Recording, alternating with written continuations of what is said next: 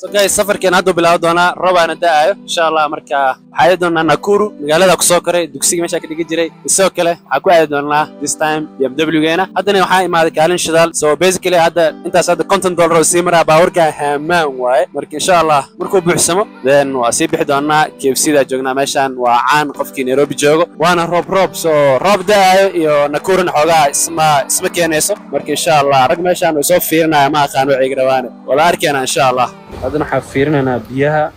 بس أنا أسكت فيرسا كست كلولين هذا عندنا نقطة تواكس عسلام موبايل كسكي قاعدين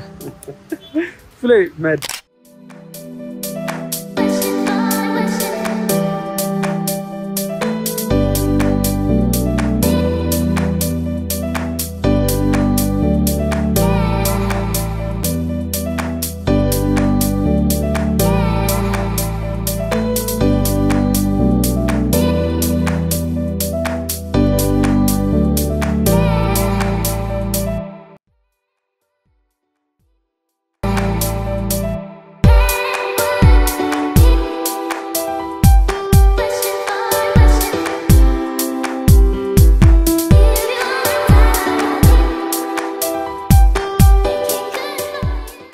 guys waa imaanay waa subax saakin maqal kartiin waxa waay baaris af Soomaali maxaa loo dhaw iga dhuntay shimbiraha khaylada maqlona so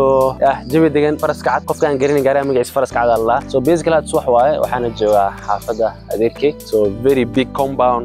insha Allah wax badan aan magaalada ka sameyn doonaa waxa tagi doonaa iskuuladii wax ku soo bartay dugsiyadii wax ku soo bartay waxa tagi doonaa insha Allah magaalada u shidan hadii ay suurto gasho sidoo kale xabooqo doonaa asxaab badan iyo qaraabo badan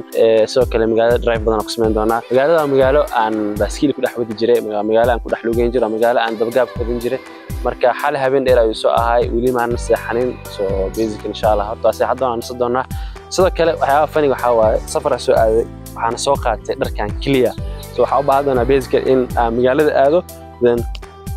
joog kale oo aan magaalada ku sii joogo in aan markaas soo iibsado insha Allah waxa soo dhan waxaan sameyn doonaa marka soo kaco basically hadda waa quracanaya waa qabaysadaan kadib waa seexana marka insha Allah asla sii socono maalin dheer ay noqon doontaa so guys haddana hotelka soo galay tabcaan urdo barwa seexana insha Allah so I don't know shaatiga baa ku seexdoona so by the way shaatigan taariikh uu leeyahay hadda wadaan ilaawin waa nigish kan doona sababta main reason ka u soo shaatigan waxa waa taariikhas inaan ka sheekay marka hadda waa nigish doona Allah hadda imagine waa saxana 4 saac subaxnimo waa so Allah salaad duur soo kici doona insha Allah waa soo kici doona so hotelka adeegsan u yaala waa iska alwaax inuu gaalada ma aqaan waxay ku jeclaadaan alwaax oo saan u yaal wax la foolxun malaha bilaad إلى عتيك أي كرينان ورك جايز إنك استقالي ما أهان هوتيل كان لكن إسك عادي إسك نورمال there's no need لعجنا هوتيل قالي كو خساري سي فيديو قرحون وقل because أنا قرحون يمسيت كعوضة يوقات جايز وهردي حدا صوك عاي مركا قلب واي وعن هرتايانا هاي حافظي كسوكري ما نخذيني مركا ماشي أنا كبلاو والله وحيابا عجيب كلها حكمي الحمد لله ما تسكله وضدان wadada jabay aan jirtay galaba xad saan oo kala dugsi markii laga soo daa xiliidan meesha aan ku dheeri jirnay so dabaqan waa kana ali raada Jokia Plaza waa dabaq aan ku soo karay so basically daaqadaas waa meesha degnaa jirnay had koob taariikh leedahay maamadiis ahayn oo halkaas degan cunigeed inuu meesha soo garay saas soo socda ilaa iyo meeshaas hoosaas uu soo dhacay marka waxaan keenay meesha DMka keenay fahmino يامك كان رق ماشي انا حواي سو فيرنا marka ay u taala waxa iskiliga wax really nigga aris la hadlaa kaya ku qabanaya laakiin anyways waa fadli ilaahay marka basically hadda waxa jifay hotelkaas hadii meeshaas arkaysin eedan waxa aan jirtay meel gaarash ah oo ii sheeg xal ilaada baawarta lagu sameey so dawaqa ku soo kornay basically waa kaas guys saarkiisii horta kaliya ahay maanta ni GPS ma jiro cause meesha literally la soo koray so hadda waxa agmaraya isheeg area Kingdom Seekers so basically meeshan waxa aad jirnay dugsiga okay waxaan dhan wadada jaban aan jirto meesha dugsiga ka bix jirnay waa tagi doona dugsiga laakiin waxa rabaa area hamar inaa aado oo area scanka so basically cayaalka isku dugsiga ahayn I mean isku schoolka ahayn meel halkaan degan so ayaga soo fiirinaya in aan soo heli karo numberskooda maxay mar ay inta imaado waa qortay laakiin way ga baxeen so bal aan soo fiiriyo then waa arki doona insha Allah hadaa mar ajiif waxaan daashati aan iga sheekan doona taariikhdiisa so basically shati aan 2020 ayaan meesha imaaday waa watay markaas waxa waaye eedana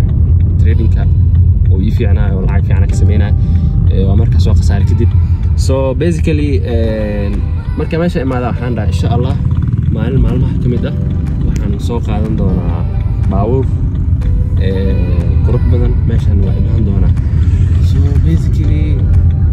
after how many years I believe one thing waxa ku dadka qaarna waa very ma garna waxa ku tilmaamo wala laakiin ma istaahilaan in la caawiyo qof wuxuu ku dhahay waa kibir badanta qof wuxuu ku leeyahay waa faan badan walaalo waxaan hadda aad afaan ka dhigtid then waa faan laakiin hadii aad ka dhigtid in dhiirigelinta then basically waa dhiirigelin marka wax walba waxay ku xirantahay saa u fikirtid okay everything waxay ku xirantahay qaabka u fikirtid so basically waxa ku sheegada dhiirigelin ka dhigtid waa dhiirigelin hadda ka dhigtid faan waa faan so adeeg ku taala marka ايوه مع العمر ما شاء الله صار عنك دكسي عن راعة ايه كم عنك دكسي كوي ما والله انا ذا توب نوتش فيلم على باراس اكاس مع فروم قرعتان تو اسراعس سو معانا تو جهة أنا رأيي صار عن سكين كير كوك صوتي ودي أربع سو بعد هذا الماضي الأخبار علينا إن شاء الله ما أنت ملابن دونا مسجل دونا طبعا نجوم دونا بدنا تصوت مال بدنا عم تجي على الستوب إن شاء الله تساعدنا في سلو كلام حقبانا هنا هذا السوق تشرح هذا ويلا تقول معنا سو فكس so guys حاول تمل هذا والله ماشي كول أنت باورك دي أخوجي اللي وتلقى لنا وشو أو حكوا شو السليب ATF oilihiis ku shubo because meel mugdi ahayd parking ka jira ma arkeenin caaga isku soo qabtay waa iska shubo so aad meeshaan ay maanay gaariga waa kaas waa la furfuray so basically oil ku jira waa I mean coolant ku jira waa laga daadiyay haddana coolant cusub lagu shubay marka insha Allah safarkeena waa sii wadan doonaa so basically waxaan isla joognaa macallinkayga Quraanka soo baray Sheekh Umar waana kana وعليكم السلام ورحمة الله وبركاته محمد إبراهيم ما شاء الله maanta waxaan kulanay wiilkayga Maxamed Ibrahim oo noo soo martay naga soo tagay Nairobi noo imaado ziyaaro noo imaaday marka waan ku faraxsanahay inaan maartay halkan ku kulanno Maxamed waan ku salaamayaa sidoo kalena su'aal isweydiinaa haya leeyahay maxay antii oo oilka aad ku kala kulanki kad Quraanka soo waay ninkan haduu wax dhaw macallin kullu liira dhakhtar kullu wax dhan oo yaqaana baasha cuntan oo iska wataa مقرد شغل كل اللي يرادا marka waa ninka waa la caawinay maartay inta karaan waxaan kana mustangash ku qabo sagala ninkaas laakiin tunaka oil ko kulan bilkom level afta yasir ma kulan so saaxiibkii Moosh wuxuu dhahay waa in baawurka aan ka soo tijaabiya ingiish Moosh ma ingiish marka content لو كسمة سنة على ماشي قروح بدنا نقول لهذا ماشي عبديش أنا مرة عرفته ممتاز سوق أنا صار خذيت ركان أسكت سوق بدل ركلا أسوي حتى أنا قلبت إذن كي عندو أنا كل سكول كواك أسمع معنا لكن نصوت عمله وقت هاي وأنا إيدي ذا نكيا لا سكول حرنو يجي guys ومارين كلا بيز قال ركي واسوقته بيز قال ركي أنا ورقيسنا ليش أسوقته أنت تكون وين تجا سويت لوضع نظر شاتي حليسو سي لعق $6 عمله شبال كان $7 عمل so basically markii loo fiiriyo dharkan dukaamada kale inta gadaan waxa waa very cheap so basically insha Allah waa dhaqaaji doonaa maanta Nairobi aad doonaa macallimiintii waa soo kala tagnay alxamdulillah Quraanka waa la saaray iskuuladii waa booqday magaaladii waa booqday asxaab badan ismaan arkin basically waxyaabo badan waxa jirta asxaabtida aan u arki waay markaas kamid tahay day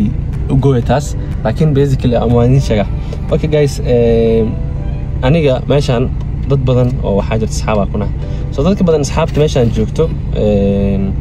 maysan noqonin dad wax nolosha geeskeeda kala isku day waxay ku jiraan waxbarasho jaamacad iska dhigtaan qaarkood shaqooyin caadi iskaga jiraan marka xogaa way la xumaatay in anigoo de gaari oo weyn wato inaa meeshaan hadan dadkiina arko qaarkood xogaa ili waxbaa ka yara babaqay ishana way jirtaa waa wax xaq ah Soomaalida qaarkood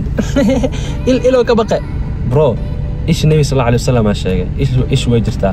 so waxyaaba isdhigi kartid ilo ka soo gaar kartaan waxa fiican in aad ka fogaatid oo aadan sameyn marka insha Allah meeshaan number 2 san baa iga soo baxay anyways marka waa sii bixi doonaa wadaan qod doonaa insha Allah isla socdana waa maalin kale iyo Nakuru haddana waa soo baxay keligii safar ilaa Nairobi marka it's gonna be my first ever safar and keligii from magaalo to magaalo aan jiro yani solo laba qof way dhacday habeen hore ayuu horeysay maraan soo safray laakiin anyways insha Allah magaalada waa kasii tagay dharkaasna waa soo gatay so basically dharkan waa dharkii ugu raqiisnaa aan weligii caro ka soo gato sababtoo shaatigan magaalada waxaa laga gadaa $18 $27 meelahaas markaan ogaay laakiin waxa soo bixiyay lacag around $6 750 lacagtaani around I think $6 meelahaas inay tahay surwaalkan saas oo kale asina lacag $7 camal ka soo bixiyay 850 hada basically waxa laga qaatay 550 lacag Kenya I think meeshaas waa lacag aanan ka badnayn $10 waa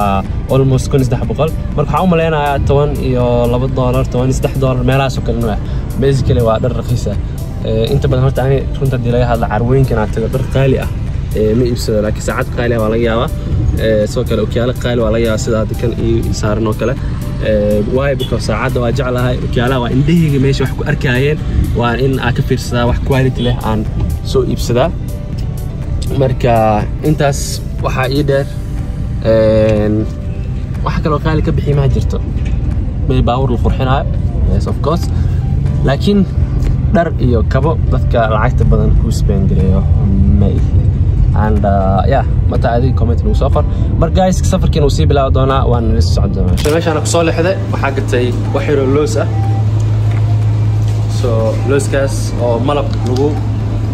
daboolay miya malab lagu daboolay la kotar Soomaali maxaa lagu dhaca looskaas gatay iyo sidoo kale biyahan orange water kan aad u fiican yahay vitamin waa soo kale energy keenaysa iyo soo kale Soomaali waxa dhahaa shaah hadaan shaaheenin maalintaad ma wacno soo basically shaah gadana baarkan banaanka saadhigana marka insha Allah safarkeen waa sii wada doonaa waa kaas soo socod wanaagsan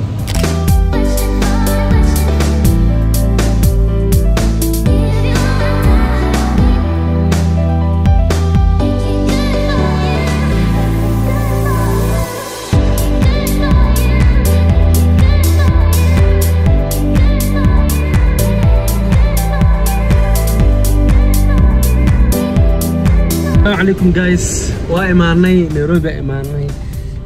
محلي هذا والله ودرس أسمع ترتيب صعب أو حارك باورة جمن ماشين أوكي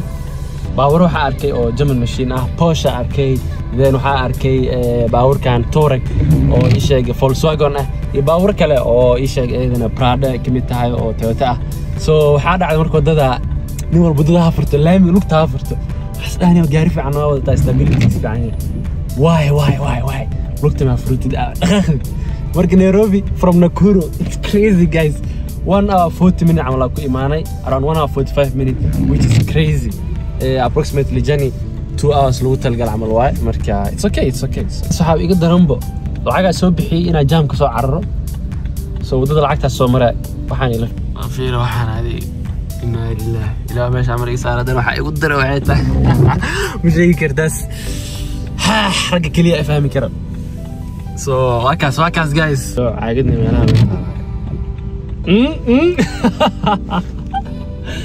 أنا جايز قرقار واكاس وحياوي في عنتا إنو قف كل سعودة حاسو كلا رقا وقوق يعني كسنين أوكي سو واي ماني وسو حاجوني سو سفر كان عسيب ودانا مرك إن شاء الله So, why man guys هذا الجيم كاكسو بحي جيم كاكلامين marka sagaan gartiin xogaa isku leesax ee safar jimka iska bixinaa insha Allah muuqaalkan halkaas ku yahay was very successful vlog ما شاء الله. يوم ذي الحجة إن شاء الله ذي الحجة توقف رجينا إلى إن شاء الله. جايز جيم بارك صوب هاي نيجي على السوق كمان من المخلوصين. إن شاء الله.